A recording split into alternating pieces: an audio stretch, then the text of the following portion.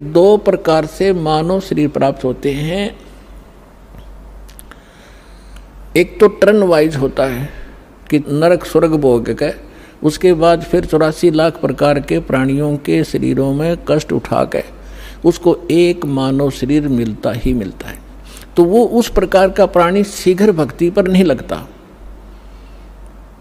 उसके अंदर एक ऐसा गुण होता है, अवगुण होता है, वो बहुत ही देर से बहुत समय लगेगा उसमें, लेकिन मालिक की दया, जो दास ने कल उदाहरण दिया था उस तरीके से उसके ऊपर असर होता है। वो भी तरीका मालिक उन बच्चों के लिए भी अपनाएगा अब। लेकिन जो बता रहा दास के एक पिछले संस्कारों से पुनर्जन्म होते रहते मानव के, उसके लिए अभी तक दास या भूमिका बना रहा है ये समझाने के लिए आपको कि जैसे आप जी को प्रथम मंत्र दिया जाता है।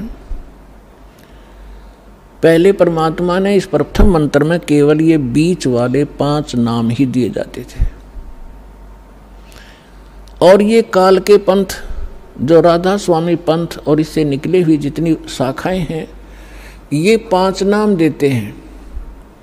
और वो कौन से नाम? पांचों काल के, यूजलेस, ओंकार, निरंकार, ज्योत निरंजन, सो हमर सतनाम। सतनाम कोई जाप है, ओंकार निरंकार ये कोई जाप है? ये 5 नाम थे जो दास आपको प्रथम मंत्र में बीच के 2 फर्स्ट एंड लास्ट को छोड़कर, ये पहले नहीं दिया जाता था, इसलिए इसको अभी तक गुप्त रखा था। ये कंप्लीट कोर्स है। और वो बीच वाले जो मंत्र हैं वो आपको संसारिक सुविधा यहाँ की उपलब्ध कराएंगे, क्योंकि उनका टैक्स देंगे। ये पूजा नहीं, साधना है। साधना और पूजा में अंतर होता है। जैसे हम पूजा करते हैं परमात्मा को पाने की, तो हम परमात्मा को पाने के लिए जो भी प्रयत्न करते हैं वो साधना है। जैसे हमारा पूज्य है जल, हमने जल प्राप्त करना है, तो जल प्राप्त करना जमीन के अंदर है, तो हमारा जो पूज्य है, इष्ट है, वो है जल। और उसके पाने के लिए, जल प्राप्त करने के लिए जो भी हम क्रिया करते हैं, बोकी लगाते हैं, पाइप डालते हैं, फिर हैंडपंप लगाते हैं, तो वो हमारी साधना है, वो पूजा नहीं है। उसको पाने के लिए जो हमारा पूज्य है, हमारा जो इष्ट है, वो तो जल है, उसके लिए जो प्रयत्न किया गया वो साधना है और वो पूजा है उसको पाने की।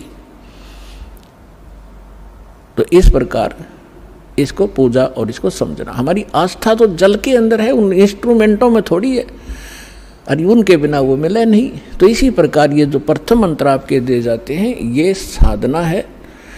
और इस जैसे इस दूसरे शब्दों में दास आपको कहे कि जैसे ये मंत्र एक ऐसी कमाई है, ऐसी शीघ्र अफेक्ट करती है, देवताओं को विवश करते हैं ये मंत्र आपको लाभ देने के लिए। जैसे आपको बताया था कि भैंसे को भैंसा भैंसा करता रहो, वो कभी ध्यान नहीं देता। आप वैसे गुण गाए जाओ, जय गणेश देवा, माता थारी पार्वती, पिता महादेवा, हम घोट रखे थे हमने, ये कभी नहीं सुनेंगे। और इनका एक मंत्र दे रखा है आपको, उसका जाप करो, तुरंत अटैक होगा उनके ऊपर जाके और सतर्क होंगे। क्या हो गया बच्चे को, क्या डिमांड है इसकी, देखो इसका अकाउंट कितना हमारे इसमें, उस तुरंत उसका राहत दी जाएगी। तो जो भैंसे ने भैंसा भैंसा करो कति नहीं सुने, अरे एक बार कर दो हुर्र, वो तुरंत देखेगा नू और अट्रैक्ट होगा, दौड़ने की चेष्टा करेगा उस आवाज़ की ओर। तो परमात्मा ने ये मंत्र हमें दिए थे, लेकिन बीच में काल के दूता ने इस कबीर पंथ का जहाँ स्टार्ट हुआ था दामाखेड़ा वालों से, तो 5वीं पीढ़ी तक ये 5 मंत्र चले थे। उसके बाद 6ठी पीढ़ी में दामाखेड़ा वालों के जो महंत था वो एक टकसारी नाम का इसी कबीर पंथ की ब्रांच बन गई थी नकली। उसने भ्रमित कर दिया कि तुम बात करते हो सतलोक की और सचखंड और सतपुरुष की, और पूजा कर रहे हो तुम देवी देवताओं की, ये कहे कि भक्ति है तुम्हारी। तो भ्रमित हो गया, उसको ज्ञान नहीं था, छठा पीढ़ी वाला था। उसके बाद फिर उन्होंने एक शब्द सेलेक्ट कर लिया जो कबीर सागर में लिखा है, अजर नाम, अमीर नाम, पाताले सब सिंधु नाम, यही हंस का काम। ये कोई मंत्र है? ये तो एक श्लोक शब्द है। तो इन मंत्रों से इन आपकी पूजा नहीं है। पूजा हमारा कबीर देव पूज्य है, उसको प्राप्त करना, सतलोक हमारा प्राप्त करना उद्देश्य है। और ये साधनाएं हैं, ये इंस्ट्रूमेंट हैं, ये प्रयोग करने ही करने पड़ेंगे। अब उसके बाद जो सतनाम आपको दिया जाता है, सतनाम के अंदर एकाध सिरफिरा जो विशेषकर वो व्यक्ति भ्रमित होता है जिसके कर्म घड़े बिगड़ जाते हैं, जो 100, 200, 1000, 2000 व्यक्तियों को भ्रमित करके उनको अपने पीछे लगा कर गुरु बन बैठता है।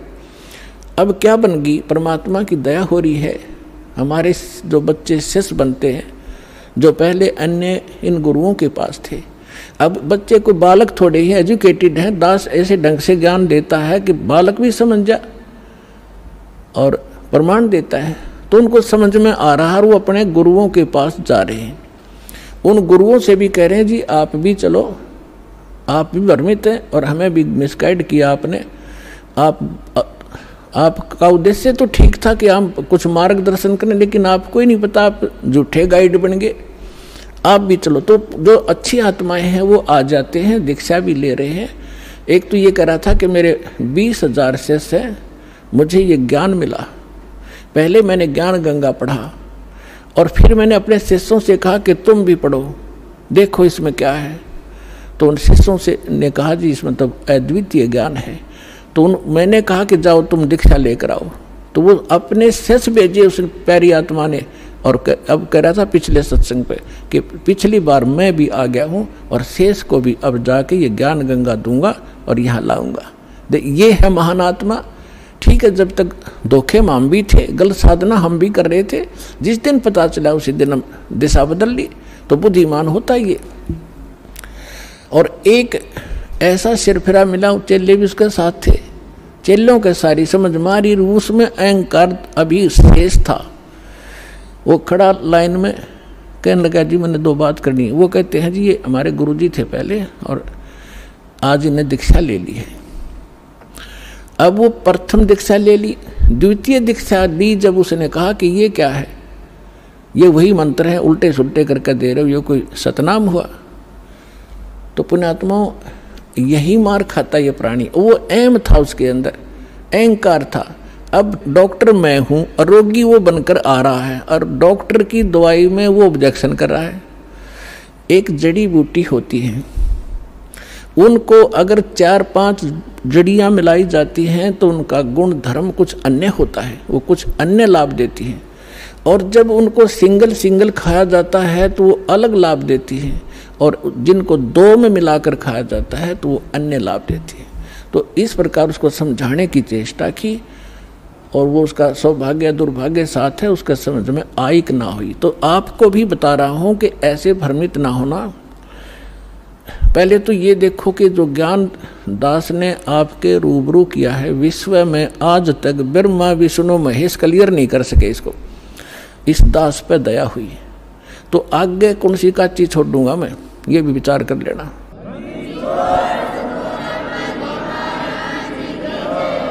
और फिर ये साथ साथ एक पॉइंट को क्लियर करने के लिए 6 उदाहरण देता हूँ, ऐसे मजबूत जो हलाए नहीं हिल सकते। यही मंत्र किस किस ने जाप किया? आदरणीय धर्मदास साहिब जी ने यही 2 मंत्र का अक्षर का नाम यही जाप किया, आपके रूबरू कर रखा है। नानक साहिब जी परमात्मा से सीधे मिले, परमात्मा उनको बेई नदी पर जिंदा महात्मा के रूप में सचखंड लेकर गए और फिर उनको वापस छोड़ा। तीसरे दिन अदृश्य रखा और फिर उन्होंने कौन सा नाप जाप किया?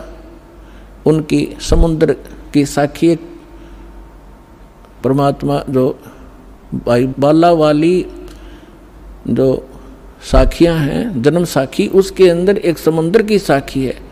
उसमें एक कथा है कि एक समय बाला और मर्दाना नानक साहिब के साथ रहा करते थे अधिकतर। उन्होंने एक दिन प्रार्थना की, गुरुदेव हम श्रीलंका जाना चाहते हैं, देखना चाहते हैं, दया करो। उन्होंने कहा आंखें बंद करो। आंखें बंद करके खोली तो समुद्र के किनारे खड़े थे। नानक साहिब जी ने कहा कि आओ मेरे साथ साथ समुद्र के ऊपर चलेंगे और वाहे गुरु बोलते रहना। तो ऐसे चल पड़े जैसे थल पर चलते हैं, आगे आगे नानक देव जी, पीछे वो दोनों बच्चे बाला और मर्दाना। तो नानक साहब जी ने, वैसे तो सिमरन श्वास से करना होता है, उन्होंने जानबूझ के झटका देना था, क्योंकि परमात्मा का सख्त आदेश था, धर्मदास मेरी लाख दुहाई। और ये मूल ज्ञान अभी कई बार जाई, ये सार नाम और सतनाम अभी किसी को देना नहीं तो नकली पंथों के हाथ लग जाएगा। और जब मेरा दास आवेगा वो कैसे भिन्नता बताएगा, ये सारी विचलित हो जाएगी कहानी, हमारा सारा जो है ना काम बिगड़ जाएगा और काल का फिर से दाव लग जाएगा, मेरे बच्चे मुझे पहचान नहीं सकेंगे। तो वो महापुरुष थे, जैसे वेद में लिखा है कि दृढ़ भक्त को मिलते हैं वो आकर के अपना ज्ञान देते हैं, तो दृढ़ भक्त थे नानक साहब जैसे। उन्होंने कभी किसी सिख को ये नाम नहीं दिया सतनाम, बल्कि सख्त एक ऐसा झटका दे दिया कि सब घबरा गए कि इस मंत्र को छूना नहीं है। नानक साहब जी ने उच्चारण करके ये 2 अक्षर का मंत्र जाप करना शुरू कर दिया।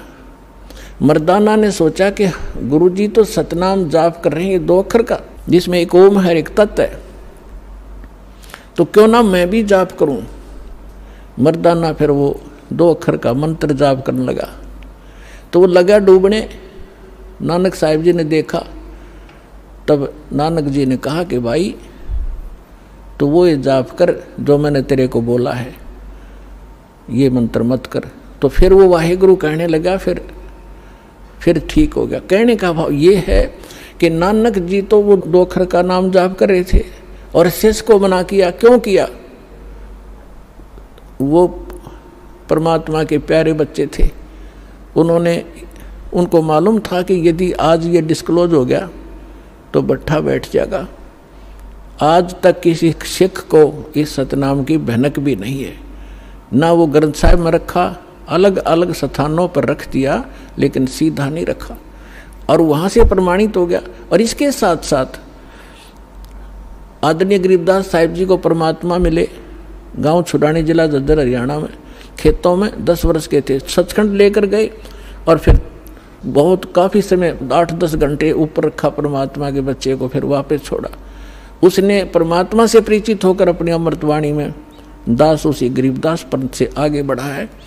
उसमें गरीबदास पंथ में ये मंत्र नहीं है सतनाम का, और के में बकवास करते हैं, ओम भागवते वासुदेव नमः, कोई करता है, कोई कुछ करता है, कोई सतगुरु, ये मंत्र नहीं है। और ग्रंथ साहिब गुरु गरीबदास जी के ग्रंथ साहिब के अंदर प्रमाणित है ये मंत्र। ऐसे ही नामदेव जी को परमात्मा मिले थे, उसको भी यही मंत्र दिया था 2 अक्षर का। पहले वो अकेला ओम नाम जाप करते थे, फिर उनको समझाया कि ओम तो ब्रह्म तक का जाप है, ये तो असंख्य जन्म तक जाप कर लिया आपने, और यहीं भटकते रहते हो, ब्रह्मलोक में चले जाते हो, वहाँ से फिर वापस आ जाते हो। नामा छिपा ओम तारी, पीछे सो हम भेद विचारी, सार शब्द पाया ददलोई, आवागमन बोर ना होई।